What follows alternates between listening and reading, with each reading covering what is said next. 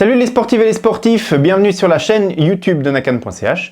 Dans cette vidéo, on parle de la dernière mise à jour de Coros. Pour l'instant, au moment où je mets en ligne cette vidéo, elle est en bêta, mais par contre, elle va arriver bientôt sur le firmware définitif. Vous êtes concerné si vous avez une PS Pro, si vous avez une PS3, une Apex 2, une Apex 2 Pro, une Vertix 2 ou une Vertix 2S et si vous avez un compteur Coros Dura. On va voir les mises à jour qui sont disponibles pour les montres et puis la mise à jour qui est disponible pour le compteur Dura. Tout ça c'est disponible en bêta publique, c'est-à-dire que si vous vous inscrivez au programme bêta de chez Coros, vous pourrez installer cette mise à jour. Et puis sinon, ces nouveautés, elles arriveront d'ici quelques semaines dans le firmware normal de vos montres. Si vous appréciez les vidéos que je propose sur Nakan.ch et sur la chaîne YouTube, eh bien abonnez-vous à la chaîne, mettez un petit like à cette vidéo et comme ça vous ne manquez aucune des prochaines vidéos que je mets en ligne. L'actualité techno-sportive de ce début d'année 2025 est assez riche. Il y aura pas mal de vidéos qui vont arriver ces prochains temps. On commence par les mises à jour qui concernent à la fois les montres et le compteur Dura. La première, c'est l'arrivée de deux nouveaux champs de données. Le premier, c'est sur les données de puissance. On va pouvoir afficher maintenant la puissance exprimée en watts par kilogramme. Et donc, du coup, ça nous permet d'afficher cette donnée qui est devenue assez populaire, notamment pour les utilisateurs de Zwift, mais également pour les utilisateurs de capteurs de puissance en général. Coros qui intègre cette nouvelle donnée sur les montres et les compteurs. Et puis on a une autre indication qu'on peut mettre maintenant sous forme de champ de données sur n'importe quelle page de données, c'est les indications de turn by turn. Lorsqu'on suit un itinéraire, on peut simplement rajouter l'information dans un champ de données et puis comme ça on sait facilement quand est le prochain changement de direction sur l'itinéraire et à quelle distance il se trouve. Cet ajout ne modifie pas le fait qu'on a des notifications de turn by turn si on suit un itinéraire, dans tous les cas qui vont surgir à l'approche imminente d'un changement de direction. La deuxième nouveauté qui est assez intéressante si vous avez pas mal de capteurs différents ou d'accessoires que vous connectez à la montre ou au compteur, c'est qu'au moment où vous couplez un accessoire à votre montre ou à votre compteur, vous pouvez lui donner un nom. Et si par exemple vous jonglez entre un brassard cardio ou une ceinture cardio et puis que vous voulez savoir lequel est connecté à votre montre ou votre compteur, eh bien vous pouvez lui donner un nom plus explicite et comme ça c'est plus facile de savoir quel accessoire est connecté à quel moment. Il y a également des améliorations au niveau de groupe track pour les sorties vélo à plusieurs. Pour ça, je vous propose d'attendre quelques temps et puis j'ai une vidéo en préparation qui est consacrée exclusivement à cette fonctionnalité-là chez Coros.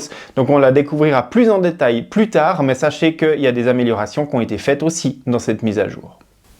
Et puis, autant sur les montres que sur le compteur Dura, Coros a ajouté des alertes au niveau de la batterie des accessoires, c'est-à-dire si vous avez par exemple un capteur de puissance avec une batterie qui devient faible, eh bien votre montre ou votre compteur va vous en informer et puis vous saurez qu'il faut bientôt recharger votre capteur, c'est aussi assez pratique.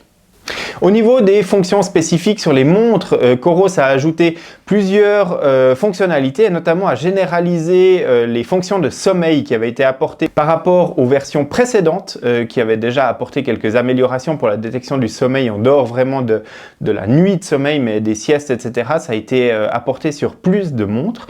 On a également une autre petite fonctionnalité assez pratique, c'est le fait qu'on peut verrouiller maintenant la montre. On pouvait le déverrouiller par exemple avec une pression longue sur la couronne rotative et puis ça déverrouillait l'écran. Et bien maintenant on peut reverrouiller l'écran avec une pression longue. Et puis si vous faites de l'alpinisme ou de l'escalade sur les Vertix 2 ou Vertix 2S, et bien vous pouvez également activer un verrouillage plus complexe. Et comme ça, si vous restez appuyé par exemple contre une paroi et que ça maintient un bouton de la montre appuyé, et bien ça ne suffira pas à déverrouiller la montre. Il faut faire une succession de manipulations pour déverrouiller la montre. Ça peut être pratique dans certains cas d'utilisation, en tout cas dans ces profils d'alpinisme qui nécessitent parfois ce type de verrouillage. Et puis enfin, il y a autre chose qui a été pas mal demandé sur les montres, c'est la possibilité d'ajouter directement dans les profils sportifs un écran qui affiche la carte. Avant, il fallait lancer un itinéraire, donc une navigation, ou alors activer la carte depuis la boîte à outils rapide de la montre, pour ensuite l'afficher dans un profil sportif. Là, si vous ajoutez l'écran de la carte, que vous suiviez un itinéraire ou pas, la carte elle est disponible dans votre profil sportif. Sur les montres encore, Coros a redessiné certains widgets ou certains aperçus de widgets et donc du coup, ça rend l'utilisation de la montre un peu plus claire et un peu plus fluide.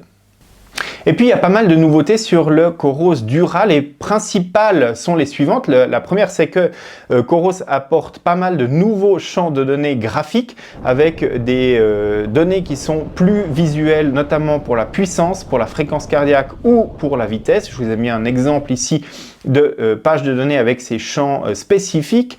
Et puis on a une deuxième chose, c'est que même en mode écran de données standard sur le compteur, on peut maintenant sur l'écran de la carte afficher des données complémentaires, donc réduire un petit peu la surface d'affichage de la carte, mais mettre des champs de données numériques sur la page de la carte. Ça, c'est des choses qui sont assez intéressantes. Et puis, plus généralement, Coros a légèrement redessiné la page d'accueil, donc l'écran d'affichage par défaut lorsqu'on active le Coros Dura avec plus d'informations. Avant, on avait vraiment juste la liste des profils sportifs. Maintenant, on a des informations supplémentaires qui s'affichent par défaut sur cette page. Voilà pour les évolutions principales sur les montres et le Coros Dura au début de cette année 2025. Je vous rappelle que cette version est en bêta publique au moment où je mets en ligne cette vidéo.